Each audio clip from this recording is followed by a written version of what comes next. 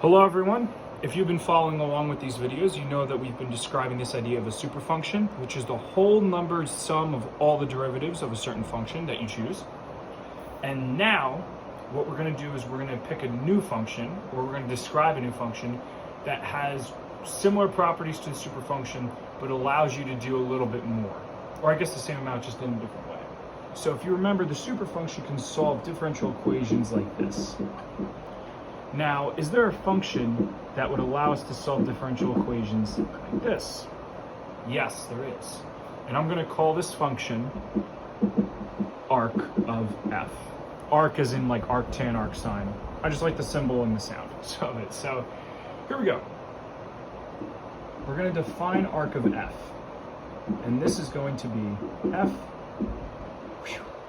minus f prime plus f double prime minus f triple prime plus f to the fourth prime minus dot dot dot dot. It's basically the same thing as the superfunction, except we're alternating every other term.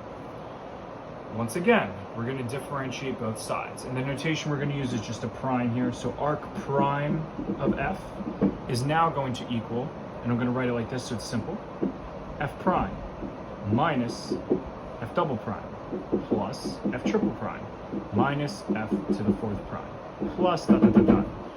And before, we subtracted it to get the definition of that previous differential equation. Here, we're going to add. And what you'll notice is this cancels, this cancels, this cancels, this cancels, all this cancels, and we are left with arc of f plus arc prime of f equals f. And like I said before, we are going to let y equal arc of f. So we'll get y plus y prime equals f. Y simply equals arc of f. And I'm sure you want to see an example, so let's do it.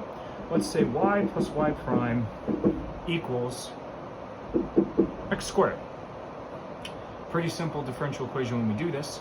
We say y is simply equal to the arc of x squared, which is equal to x squared minus its the first derivative, which is 2x, plus its second derivative, which is 2.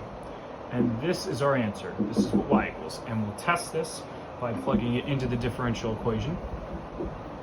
So we have y plus y prime equals x squared. We say x squared minus 2x plus 2, plus our derivative of this, which was 2x minus 2. And as you notice, these two cancel, and we are left with x squared, which is what we were trying to solve for. So thank you very much. Comments, questions, concerns? If not, just leave a comment. I'll address it. I'd be happy to reach out to you and answer any questions you may have. Thank you.